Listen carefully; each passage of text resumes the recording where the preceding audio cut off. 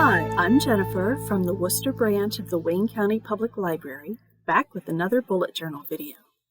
One of the things that you have probably noticed in many bullet journal spreads is the different kinds of hand lettering. I've heard several people tell me that they can't use the fancy hand lettering because their handwriting isn't very good. And if you think that too, I'm going to stop you right there, because handwriting and hand lettering are actually two different things. Honestly, it was news to me when I first learned that. But hand lettering is really the art of drawing words. It's a drawing skill, not a writing skill. Okay, I can hear you already. You don't think you have drawing skills either. And believe me, I get that. I don't think I have great drawing skills either.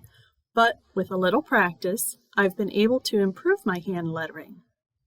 I'm not a pro, but I'm here today to show you some ways to change up your basic lettering and to give you ideas on how to improve your lettering skills too. So let's get started. Let's start with some basic print lettering and try some variations on the month March. So first, let's try moving these cross strokes up and then down.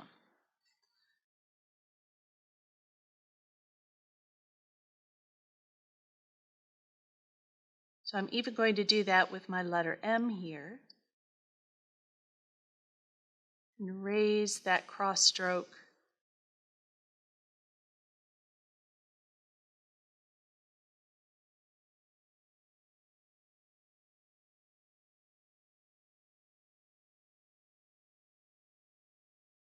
All of a sudden it looks a little different, doesn't it? So let's try that now, where we bring it lower.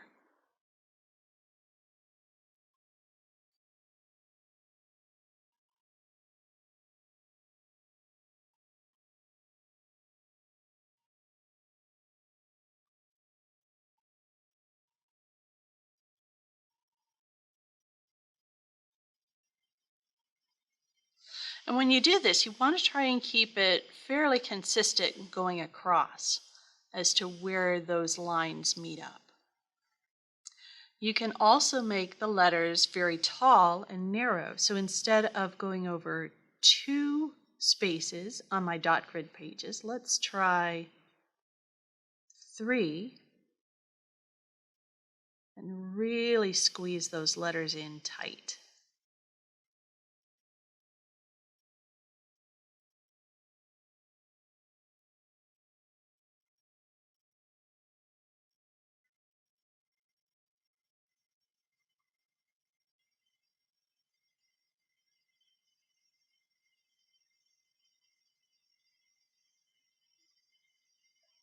How's that? Now, of course, the opposite of making them narrow would be to make them really wide. So let's try.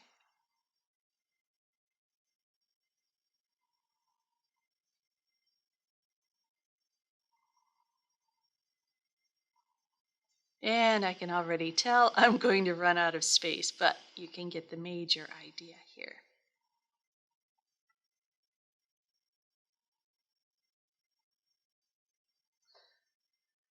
Next, you can do the same sort of basic print lettering, but add a little thickness to it. So we'll just go back to writing March.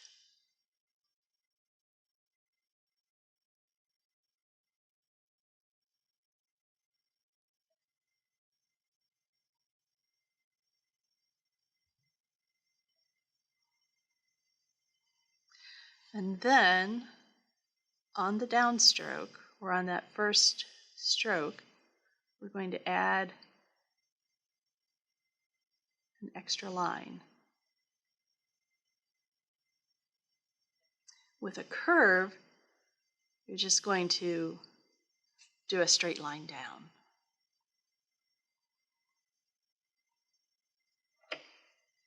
And you could do that on both sides of the M here, but it looks a lot more interesting if you just do it on one side, I think. So then what you can do, once you've outlined that, you can go ahead and just fill it in. And if you've got some of these cross lines, yeah, it's probably the easiest way to hide those. So we can do that.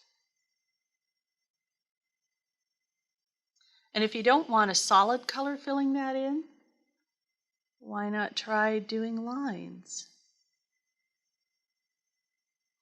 Or maybe dots.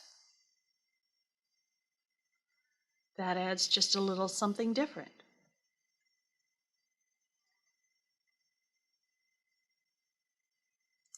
So if you want to make those same letters tall,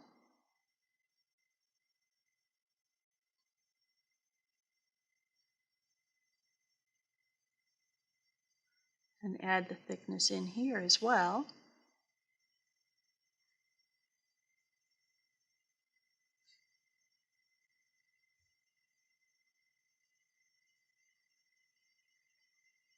You can do that as well.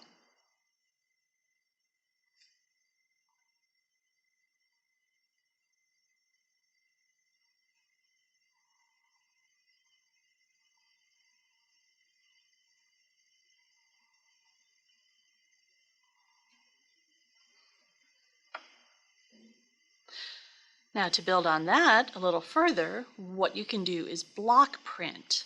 And what helps with doing block print, or the next one I'm going to show you, is let's just go ahead and pencil in the letter.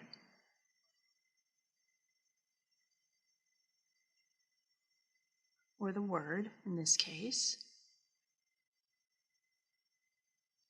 You know what? I'm going to leave a little more space here.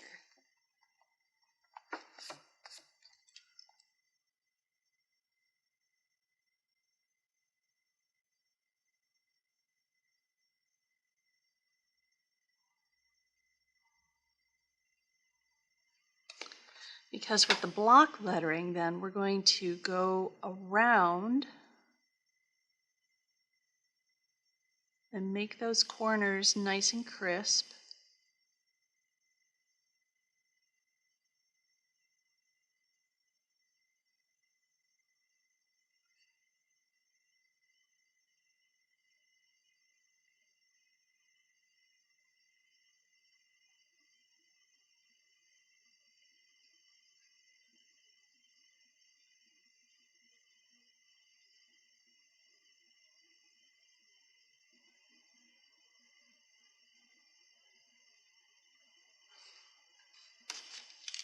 And then you can just, once the ink is dry, just erase the pencil marks and you'll have some nice block lettering.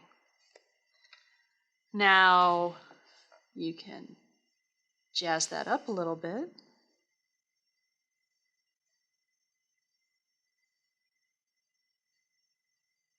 By adding a drop shadow.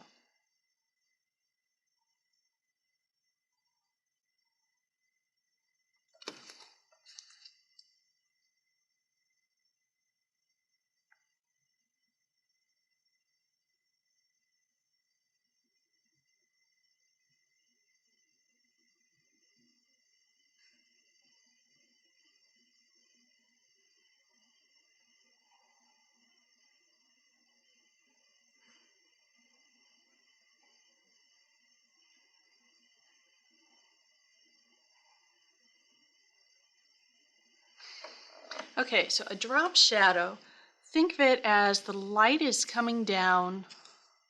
If you look at the pencil here, the light is coming down this way, and you're getting a shadow along this line. So, what I'm going to do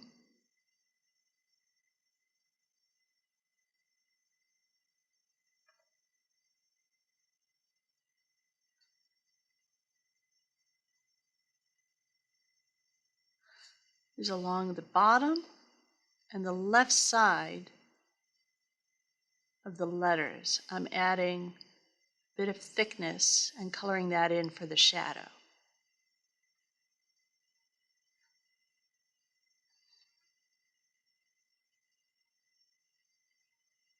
Now sometimes when you've got curves or angled letters like this, it's not always easy to figure out where exactly you want to put that shadow. So just give it a try, and if you don't like it, try it a different way, see what works for you.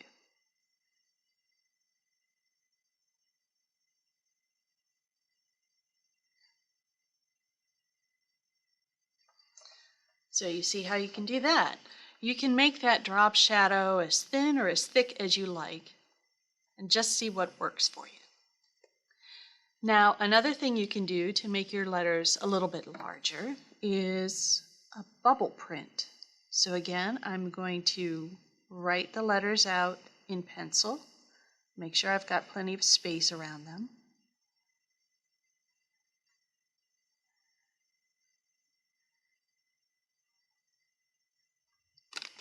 And this time when I follow around, I'm going to round the corners.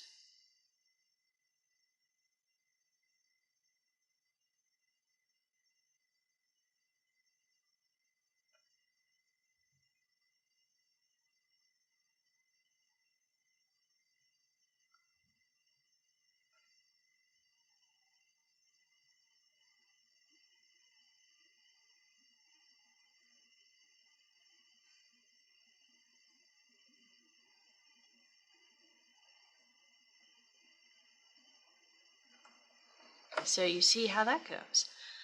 It's a really fun kind of font to do. If you want something a little more casual in your journal, you could do it that way.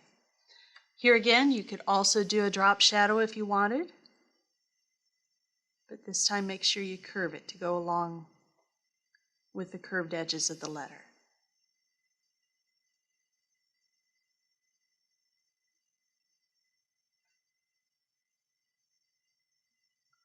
How's that? And then if we go back to our basic printing, we can add what are called serifs. Now serifs are those little flags or tags that you often see. Well, think of like typewriter letters, the old-fashioned typewriter kind of letters, or your Times New Roman fonts, things like that, where you've got these little caps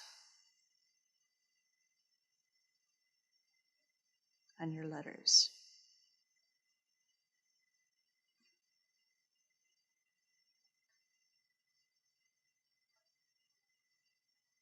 So really all you're doing is just your basic printing like we did up here, any way you want to do it, and then adding those little tags.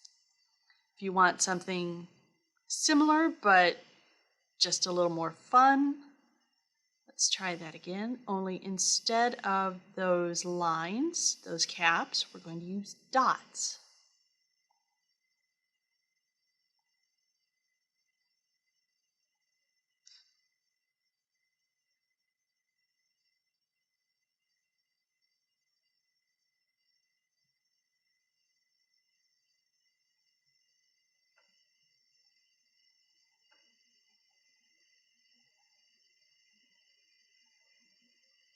So that's kind of a fun font as well.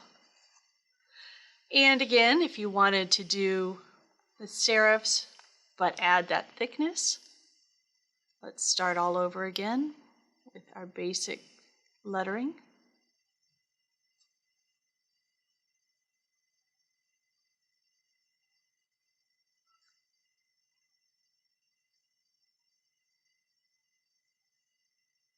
And I'm going to add the thickness first.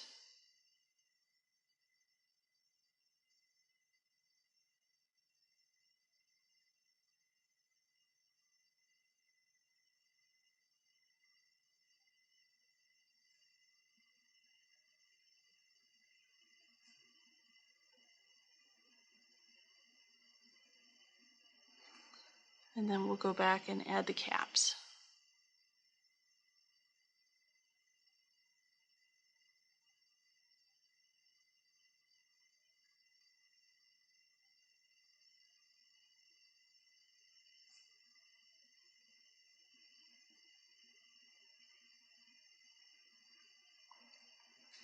Now your caps can be just those straight lines, or if you wanted to make them a little more like triangles,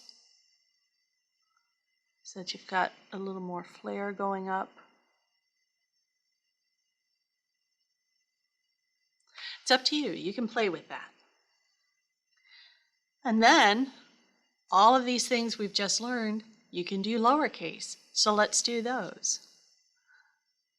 So this time let's use the word today.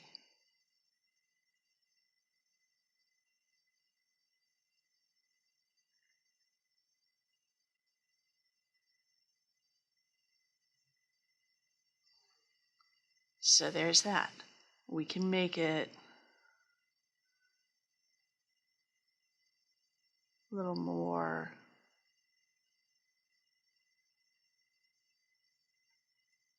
narrow.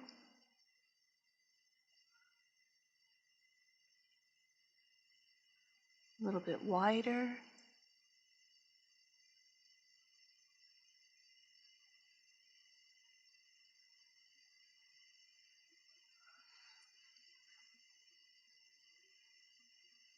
We can add the thickness.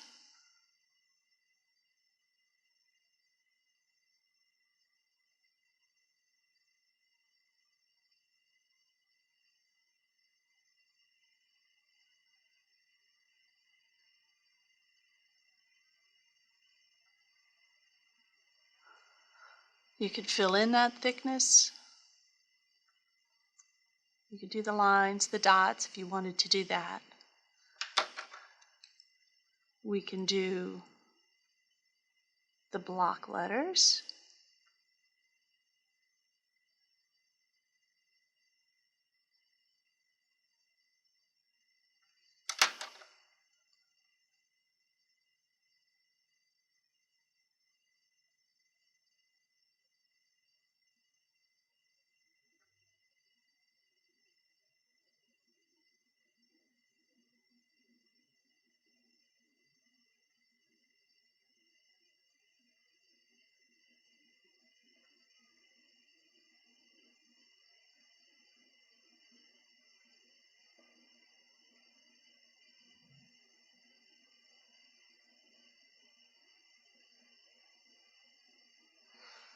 Or you could do bubble letters the same way. And then doing the serifs on the lowercase letters is a lot more fun for me. Because these I really do think like the typewriter letters.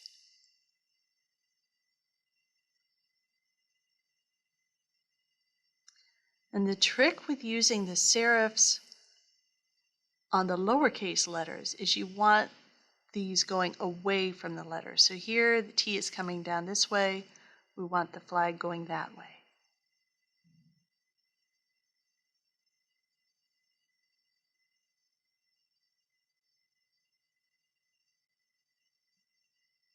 Like so.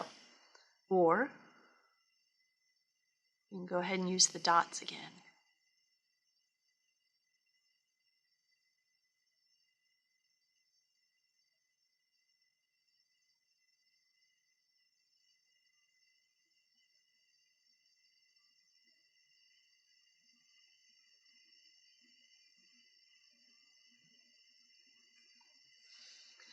Now you'll notice there are some letters that you could do in different ways. For example, you can do your A's, just that rounded sort of letter with the line propping it up, or thinking again of those old typewriters, you can do kind of a hook and then your loop here for the letter. You can find lots of different lettering fonts online, whether it's on Pinterest or even just looking through Microsoft Word and the different fonts you have available there. You can get some ideas of how to change your letters up. Now with script lettering, we want to break down each letter into basic strokes.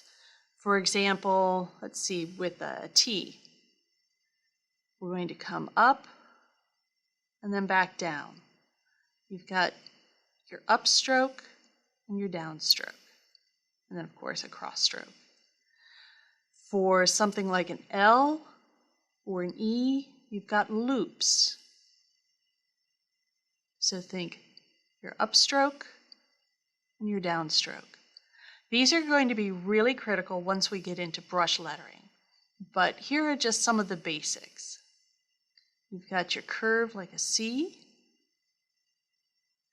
You've got a loop and then a straight line down, so like so. You've got a similar loop going downward, so here's your downstroke and then upstroke. Or you've got one of these connecting zigzags. Now there are some others, but that gives you an idea of how you're breaking down your letters. For example, your A, if we do it like this, we've got kind of a C stroke here, that curve, and then a line down and out. For your B, you might have a loop, and then come up and out. For your D, you start with that curve, and then you can come up into a loop, or you could start with that curve and, more like your T, come up and down. So that gives you an idea of how you're going to break apart those letters to do script lettering, thinking of it again as drawing, or when we get to brush lettering, how you're going to break those down to be able to get the proper texture coming off of your brush pen, I guess is the best way I can put it. It's easier to think of how you're drawing letters if you can break them down like this. And you can find various printables or lettering practice sheets online that will help you by showing you, for example, your downstroke here and then any of your flourishes, how they fit on the lines, and so forth.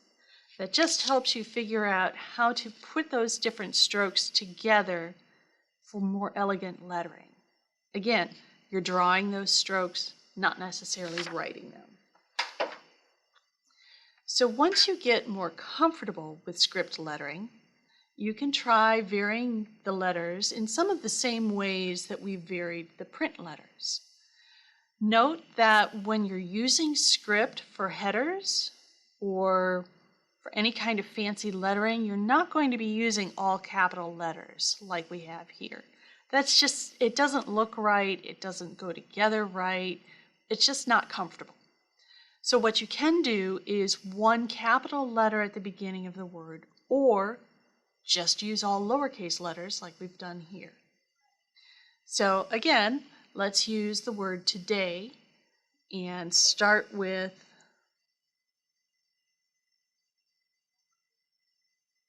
just a basic way of writing it out.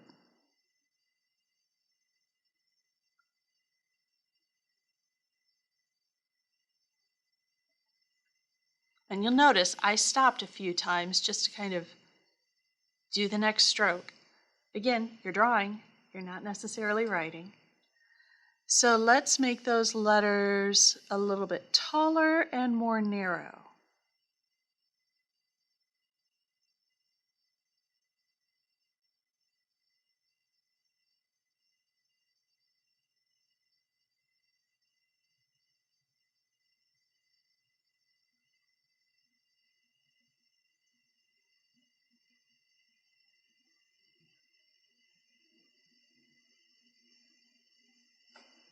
Or we can make them wider.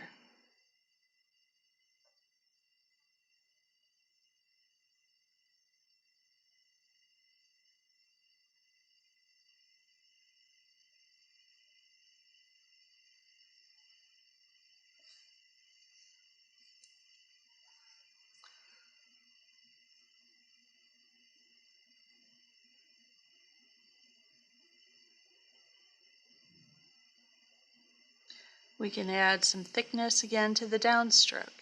And here again, you'll want to give those letters a little more space so that you've got room to add that thickness.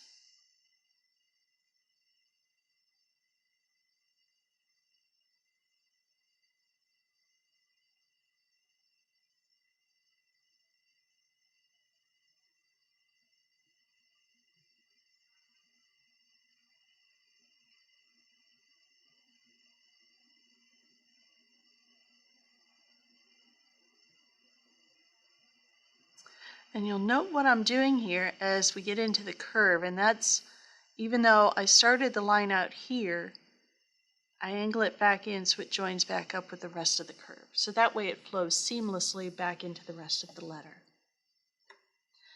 Again, if you add that thickness, you can fill it in like I've done here. You could do the lines, you could do dots. Have a field day with that. Once you've done that though, doesn't that look a little more like calligraphy? It's a little bit more fancy. Okay, so instead of writing your script letters at a slant like I've done here, we can try drawing them so that they're more upright. Now, this is nowhere near as comfortable for me. I'm much more comfortable writing them on a slant, but maybe you will enjoy this. Completely up to you.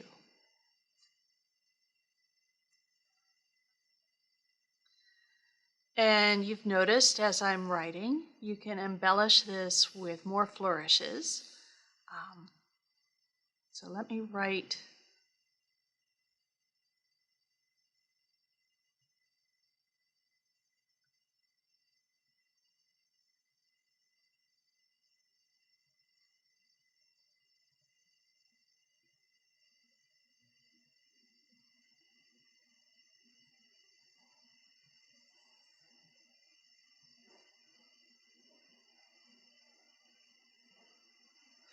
So you can add little curlicues at the end. You can do a longer flourish leading into the first letter. You can even do something underneath.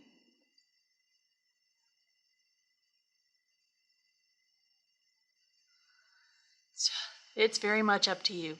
You can find even practice sheets for the different flourishes to come up with lots of different things. Once you've gotten more comfortable with the hand lettering, you can then combine it with some of the ideas I shared with you about headers. So here are some of the examples I came up with for the months of the year. So for January, we've got just your plain print lettering with that thickness added, and then a stroke of color on either side. For February, again, just your plain print writing.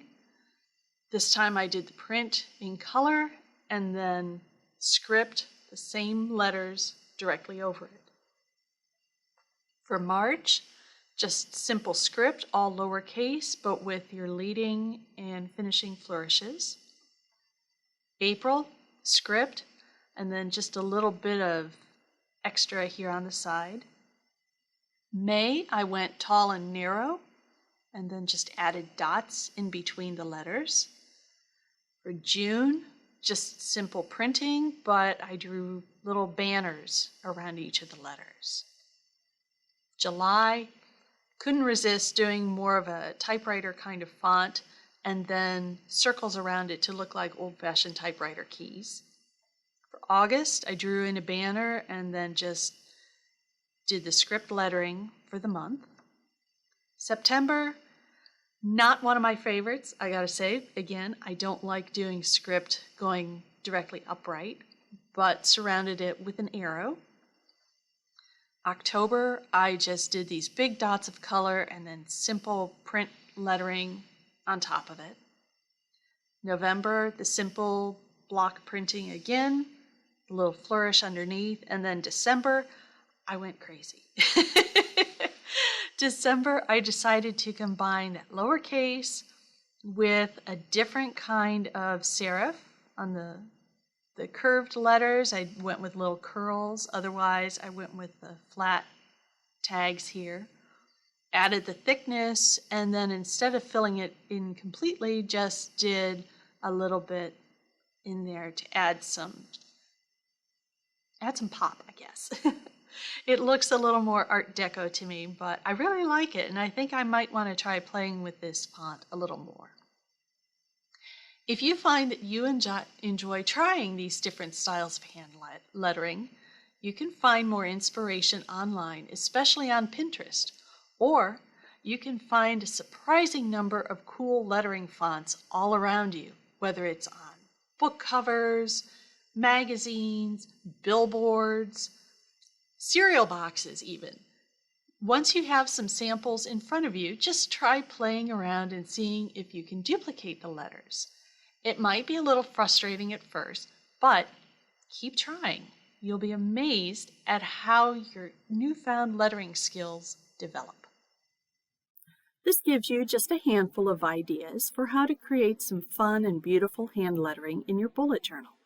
If you want to get more in depth into the techniques behind hand lettering, we have a handful of books under the call number 745.6, such as this one, and we also have The Art and Craft of Hand Lettering, and a few others. You can also find some other titles in CleveNet or on Overdrive as well. Just search for hand lettering. But guess what? Once you have a brush pen in hand, you can try so much more. In the next video, I'll demonstrate some basic brush lettering ideas. I'll show you some of the basic strokes and then build on what you've learned in this video. If you have questions, as always, drop them on the library's Facebook page or down in the comments below, and I will try to answer them.